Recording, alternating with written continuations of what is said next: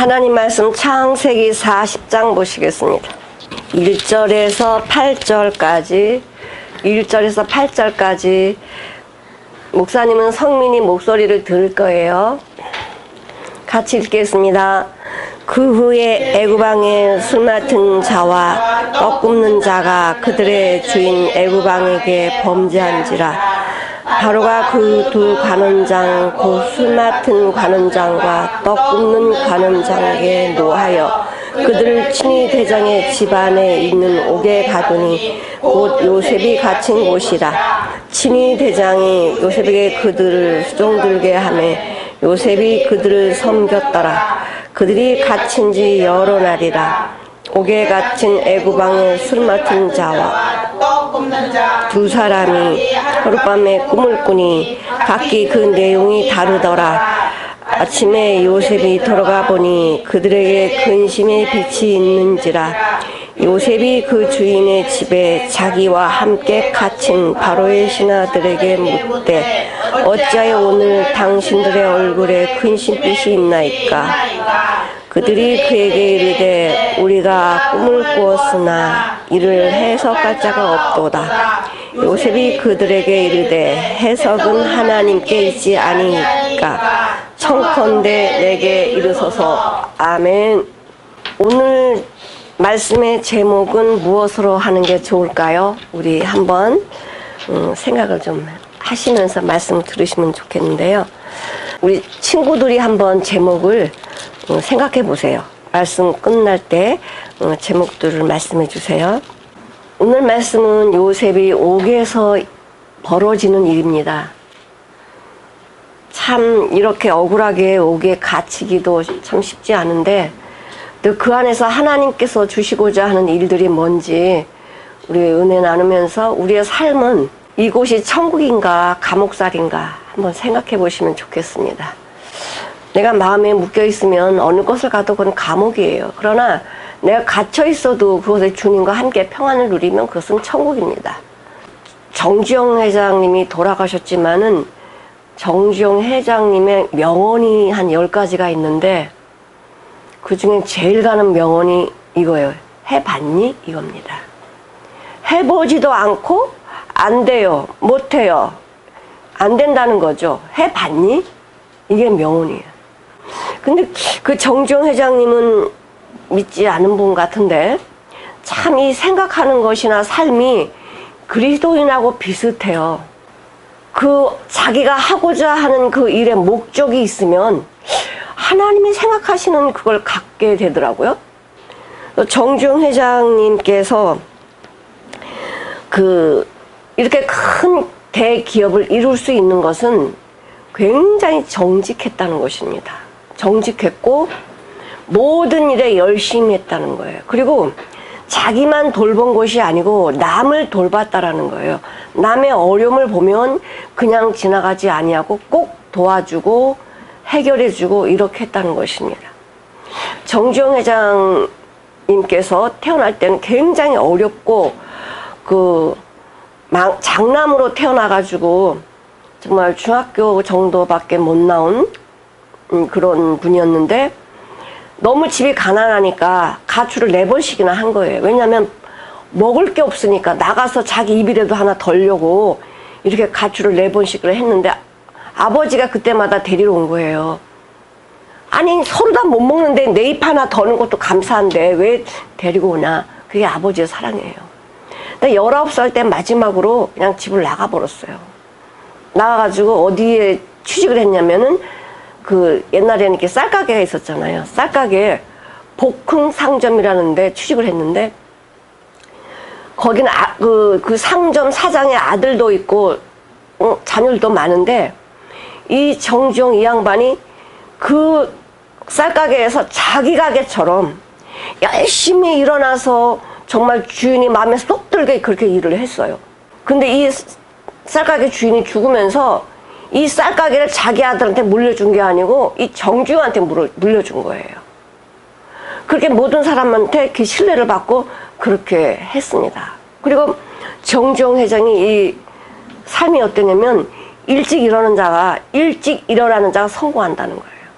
그래서 새벽까지 새같이 일어났대요. 뭐 일찍 일어나는 새가 뭐 먹이를 빨리 먹는다? 뭐 그런데 일찍 일어나 벌레를 먹는다고 그러는데 어쨌든 굉장히 근면성실했습니다.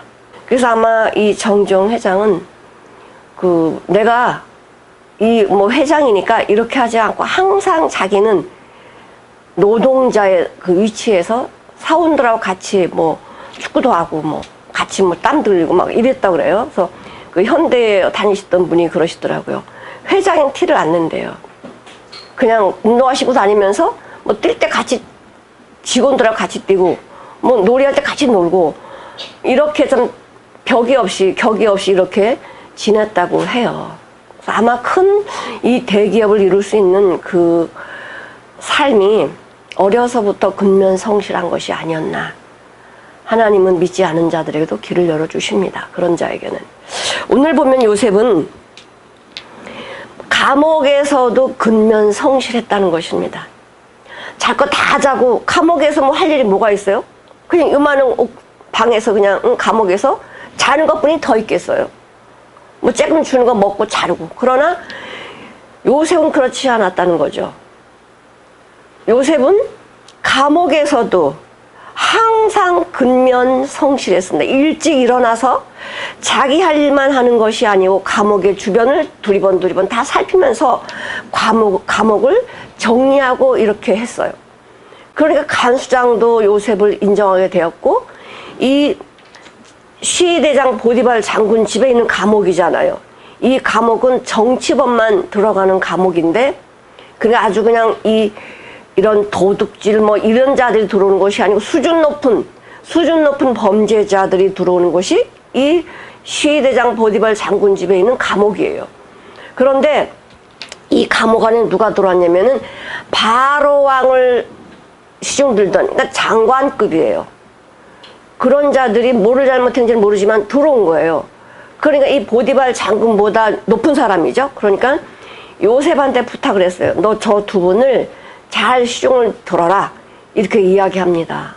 아니 억울하고 분한데 아니 지금 내가 감옥에 들어올 죄도 범하지 않았는데 아니 왜 저 사람을 내가 시중을 들어야 돼? 할 말이 얼마나 많아요. 장군님 나요 그렇게 수중 들 수 있는 지금 마음의 형편이 되지 않습니다. 보디발 장군은 요셉의 마음을 너무나 잘 알죠.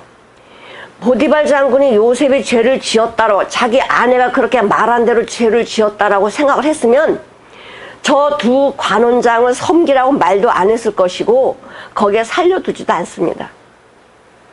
요셉은 죄가 없는 거 알아요. 그러나 자기 아내의 행실이 나쁘니까 요셉을 거기에 둔 거예요. 자, 그러면서 그것도 다 하나님의 섭리죠. 하나님이 그 마음을 움직이지 아니하면 그렇게 할 수 없습니다. 자, 그런데 요셉이 그 보디발 장군의 명을 받고 그 두 사람을 극진히 진짜 이렇게 섬겼어요. 아침에 일찌감치 일어나서 세수할 물도 갖다 드리고 뭐 필요한 걸 다 갖다 드리고 이렇게 섬겼어요. 섬기는 것만 하는 게 아니라 그분의 영혼들도 섬겼습니다. 그분의 안색들을 보면서 내가 섬기는 두 분의 저분의 안색이 오늘은 어떨까? 오늘은 괜찮으시네?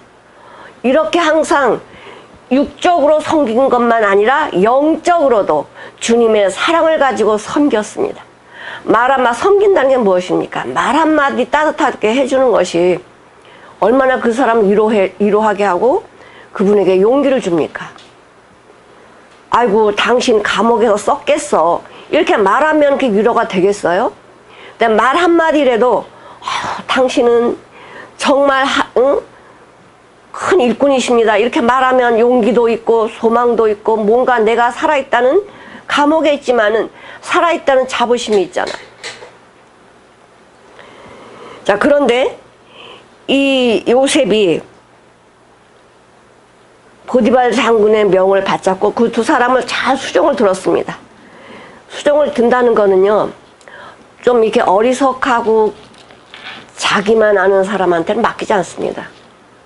아니, 내가 잘못 맡겼다가 두 관원장 눈밖에 나버리면은 이 사람들이 만약에 복직이 돼가지고 나를 파면시키거나 그럼 어떻게 해요? 그럼 두 사람을 섬기게 하는 사람은 자기가 인정하고 섬길 수 있는 사람을 추천해 주는 거예요. 그러니까 이 요셉은 어디서나 그의 삶이 모든 사람에게 본이 됐다는 것입니다. 어떻게 이렇게 될 수 있을까? 그 요셉은 어려서부터 하나님의 말씀 마음에 두고 항상 하나님을 대하듯 사람을 대했습니다. 누구를 대하든, 높은 사람을 대하든, 원수를 대하든, 누구를 대하든 하나님께 하듯 했어요. 우리가 무슨 일을 하든지 죽게 하듯 하고 사람에게 하듯 하지 말라라는 말씀이 항상 요셉의 마음속에는 있었습니다. 내가 손해보는 거 그거 바보 같은 짓이지만은 그걸 바보 같은 짓이라고 얘기하지 않았어요. 세상 사람들은 높은 자리에 올라가려면 어떻게 올라갑니까? 남을 짓밟고 모함해가지고 그 사람 죽여갖고 내가 올라가잖아요. 그렇게 올라가서 존경받습니까? 그렇게 올라간 사람이 또다시 끌어내림을 당합니다. 근데 예수님 뭐라고 말씀하시냐면은 너가 으뜸이 되고 싶냐? 너 큰 사람이 되고 싶으니? 너 법칙이 있어. 우리 친구들한테 물어볼게요. 훌륭한 사람 되고 싶어요? 하나님이 쓰시는 훌륭한 사람 되고 싶어요? 성민이는? 그래요? 그러면 이걸 잘 들어야 돼. 우리 마가복음 10장 보시겠습니다. 훌륭한 사람 되는 사람은 아까 정주영 회장 이야기한 것처럼 훌륭한 사람 될 사람은요, 하나님의 법칙을 알려줬어요. 우리 사랑이도 훌륭한 사람 되고 싶지요? 그럼 이거 잘 기억하셔야 돼요. 자, 마가복음 10장 보시겠습니다. 이건 주님이 말씀하신 거예요. 주님이. 누가 말씀하셨어요?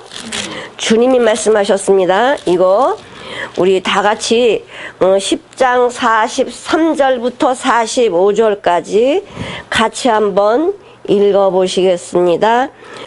너희 중에는 그렇지 않을지니 너희 중에 누구든지 크고자 하는 자는 너희를 섬기는 자가 되고 너희 중에 누구든지 으뜸이 되고자 하는 자는 모든 사람의 종이 되어야 하리라. 인자가 온 것은 섬김을 받으려 함이 아니라 도리어 섬기려 하고 자기 목숨을 많은 사람의 대속물로 주려 함이니라. 네, 너희 중에 으뜸이 되고자 하는 자는 어떻게 하라고요?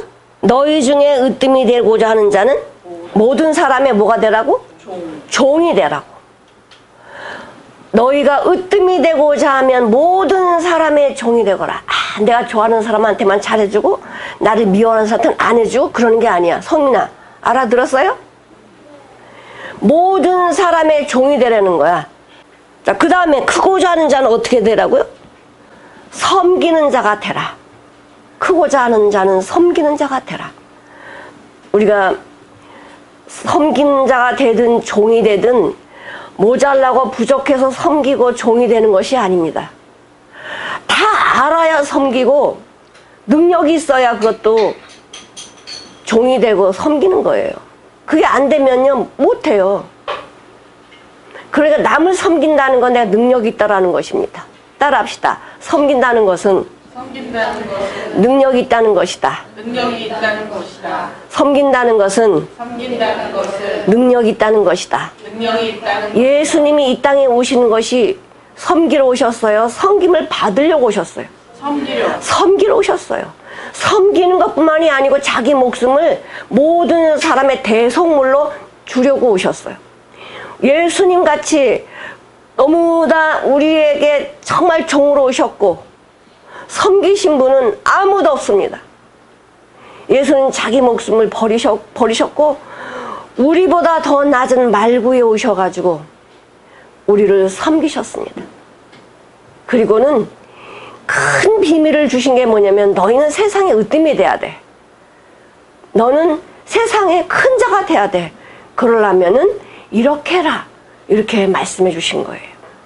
그래서 이 섬기는 자, 또 종이 된 자들은 모든 것을 하나님이 알려주시고 가르쳐 주십니다. 그냥 섬길 수 없습니다. 요셉이 그랬어요. 그 섬기는 사랑이 있으니까 그 사람의 영혼을 보게 되는 거예요. 그냥 육적으로 섬긴 거 아닙니다. 그분들의 영혼을 만졌습니다. 그분의 앞길을 볼 수 있었습니다. 왜 우리가 두려워하고 근심 염려가 많습니까? 앞길을 모르니까, 내가 앞으로 어떻게 될지 모르니까 근심 염려가 많은 거예요. 그러나 하나님께서 이 모든 성경 안에 네가 앞으로 어떻게 될 거야, 내가 너를 어떻게 할 거야 라고 여기 기록을 다 하셨어요. 하나님을 아는 자, 하나님의 말씀이 내 안에 있는 자들은 두려워할 이유가 없습니다. 사단은 우리가 두려움을 주고 근심을 주고 염려를 주겠지만은 하나님의 말씀이 내 안에 있는 자들은 하나님이 계획하시고 인도하시고 알려주시는데 뭐가 두렵고 뭐가 근심이며 염려가 있겠어요. 내 환경이 이렇게 감옥에 들어왔을지라도 근심하고 염려하지 않았습니다. 요셉은. 아, 하나님이 나를 감옥에 두셨구나. 내가 있는 장소를 이곳에 옮겨주셨구나. 원망하지 않았습니다. 불평하지 않았습니다. 불평과 원망이 있다라고 하면은 남을 섬길 수 없습니다. 그리고 불평하고 원망하는 사람들이 섬기는 거는 가시방석 같아요. 근데 진정 사랑을 가지고 섬기면 마음도 편하고 나도 위로를 받아요. 그런 거 안 느끼십니까? 섬기긴 섬기는데 나를 사랑하지 않는 사람들한테 섬김을 받으면 어딘간 모르게 그냥 가시방석. 근데 진정 나를 사랑하는 사람이 나를 섬긴다고 하면은 그냥 엄마 품 같고 마음이 편안해. 이게 주님이 주시는 섬김입니다. 내가 섬길 때 편안함을 누려야 돼요. 내가 봉사할 때 많은 사람들이 즐거워야 돼요. 자, 이렇게 예수님도 우리에게 그 큰자가 되려면 이렇게 하라고 말씀해 주셨습니다. 이거는 법입니다. 지켜도 되고 안 지켜도 되는 게 아니라 이렇게 섬길 때에 우리는 선망의 대상이 되는 거예요. 하나님께서 우리를 통해서 하나님의 일을 이루어 가신다는 것입니다.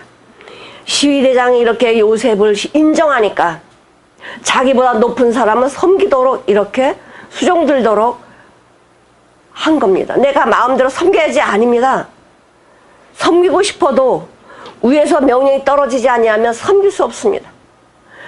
보디발 장군이 명령이 떨어지니까 이 두 관원장을 섬기는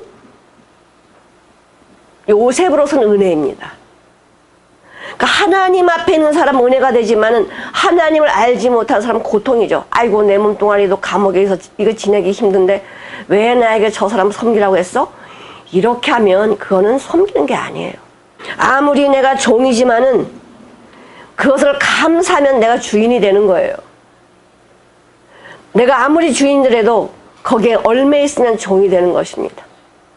이 세상에 내가 매여 살면 나는 세상의 종이지만은 세상을 누리고 살고 호통하면은 내가 주인이에요.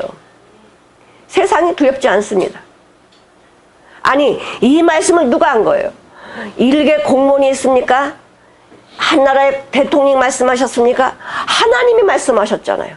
하나님이 대통령도 움직이고 개인의 삶도 움직이시는데 하나님께서 우리에게 이렇게 말씀하셨으면 그건 법입니다. 내 생각 가지고 따지거나 뭐 이렇게 쪼개려고 하지 마십시오. 하나님 말씀 이렇다라고 하면 그런 것입니다. 내가 내 앞길도 모르는데 어떻게 하나님 말씀 가지고 내가 이랬다 저랬다 말하겠어요. 하나님 말씀이 정답입니다. 그리고 우리가 하나님의 말씀을 들을 때에 어떻게 들어야 되냐면 정말 나의 모든 걸 다 내려놓고 하나님이 우리 아버지가 나에게 말씀하신 것으로 믿으셔야 됩니다. 그렇지 않으면 우리는 사람 말을 믿게 돼 있어요. 좀 주기가 있고 그런 사람, 권세 있는 사람들의 말에 내 삶이 좌우되는 거예요. 이번에 이렇게 대통령이 이렇게 되니까 거기에 줄서기를 하려고 난리가 났잖아요. 사람을 보니까 그래요. 하나님을 보는 사람들은 사람에게 좌우되지 않습니다. 우리 잠언 29장 25절에 보니까 사람을 두려워하게 되면 올무에 걸리게 되지만은 여호와를 의지하는 자는 뭐한다? 그가 저를 안전하게 해주신다는 거예요. 안전하게. 잠언 29장 25절입니다. 이렇게 요셉이 모든 어디서나 하나님의 말씀을 가지고 모든 사람을 대했더니 이런 은혜를 받게 되는 거죠. 감옥에 간 죄수가 그 감옥을 치리하는 거예요. 감옥을 치리하는 그 전옥이 은혜를 베풀어 주신 것입니다. 하나님이 전옥의 마음을 움직여서 요셉에게 감옥을 맡긴 거예요. 열쇠 꾸러미를 줬습니다. 그러니까 마음대로 감옥에 들어가서 그 사람들을 살필 수 있는 거죠. 내가 아무리 잘해도 하나님의 그 마음을 변화시키지 않으면 할 수 없습니다. 다니엘이 노예로 붙들려 갔을 때에 그 바벨론의 느부갓네살 왕이, 그때는 지금도 사람이 귀하지만 사람이 인재가 참 복인데, 사람을 만난다는 건 축복입니다. 근데 어떤 사람을 만나느냐가 굉장한 축복인데, 다니엘이 노예로 끌려가갖고 그 느부갓네살 왕이 명을 내리잖아요. 거기서 끌려온 그 청년들 중에서 잘생기고 지혜있게 보이는 그런 청년 몇 명 뽑아가지고 갈대아 학문을 가르치게 하고 또 자기가 먹는 진미를 먹게 한 거예요. 왜? 이것도 사랑이거든. 내가 사랑하는 청년들 잘 가르쳐가지고 내 밑에 수하해서 나를 위해서 도움이 되라고 자기 먹을 양식을 주는 거예요. 미워서 준 거 아니에요. 사랑해서 준 거예요. 사랑해서 왕의 진미를 내준 거예요. 그러나 다니엘과 세 친구들은요, 그것을 먹지 않았습니다. 왜냐하면 이 바벨론이라는 나라는 우상의 나라잖아요. 이 왕도 우상하게 드렸던 것을 먹고 자기가 먹고 남은 것을 내려보내는 건데 이걸 먹을 수가 없는 거예요. 그래가지고 야, 이거 우리 먹지 말자. 이 청년들이 기도를 하고, 그럼 어떻게 안 먹는 방법이 없을 텐데 우리가 무슨 제주로 이것을 거절할까? 우리 거절하면 어떻게 되는데? 그런 염려나 두려움이 왔으면 못했습니다. 근데 다니엘과 세 친구는 하나님을 바라보는 눈이 열렸어요. 사람을 움직이는 사람은, 사람의 마음을 움직이는 분은 바로 하나님이시다. 그 마음을 가지고 있었기 때문에 그 환관장에게, 자기를 관리하는 환관장에 얘기하는 거예요. 우리에게 채식을 주십시오. 우리 씨 맺는 채소, 씨 가진 열매 맺는 채소, 이런 거를 저에게 주십시오. 그리고 물을 주십시오. 왕의 진미는 저희를 먹지 않겠습니다. 라고 이렇게 이야기할 때 그 환관장이, 이놈들아 네가 뭔데 주면 먹긴 하지, 네가 뭔데 이렇게 저렇게 하라고 그러냐? 아니 그러면은요 할 말이 없어서 못하는 거예요. 근데 성경에 보니까 다니엘서 1장 9절 10절에 보니까 하나님께서 환관장의 마음을 움직였다 그랬어요. 은혜와 긍휼을 베푸사 그들의 말을 듣게 하신 거예요. 하나님을 알지도 못하는 환관장이 어떻게 그렇게 그들의 말을 듣는가? 하나님이 그렇게 하시는 거예요. 인간의 생각이나 방법으로 내가 미리 가서 염려하거나 걱정을 하나도 없다는 거죠. 하나님의 뜻이 이거다라고 하면 목숨 걸고 나가면 주변에 있는 사람이 변화를 받게 되고 하나님의 뜻이 이루어진다는 것을 보게 해주시는 거예요. 우리는 믿는 사람이라고 말하면서 주변을 너무나 살펴요. 사람 너무나 살펴요. 이게 나한테 손해가 될까? 어떻게 될까? 인간적인 방법이 너무나 많이 나와.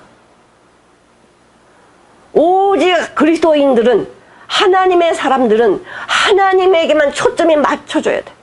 어린아이들이 부모님께만 초점이 맞춰진 것처럼 그리스도인들은 하나님께만 초점이 맞춰져야 돼. 그분의 말씀을 듣고 그분의 말씀 가운데서 살 때에 내 환경이 어떠하든지 그분께 묻고 나아갈 때 그분이 인도하시고 이루어주시고 우리에게 능력을 주시는 거예요. 이렇게 요셉은 하나님만 바라봤더니 게으른 생활을 할 수 없었습니다. 하나님을 사랑하는 자는요 게으르지 못해요.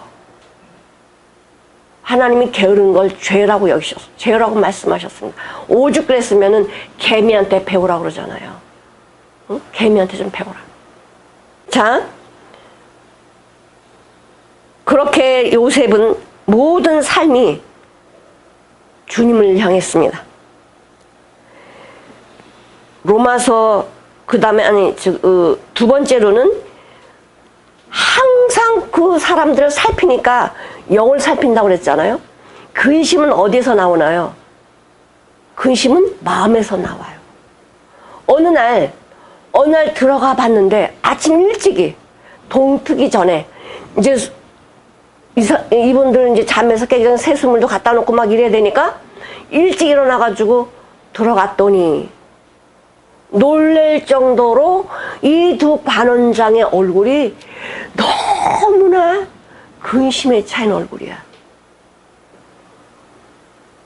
영에 민감한 사람은요, 하나님하고 교제하고 영에 민감한 사람들은 작은 미동에도 그게 발견되게 돼 있어요.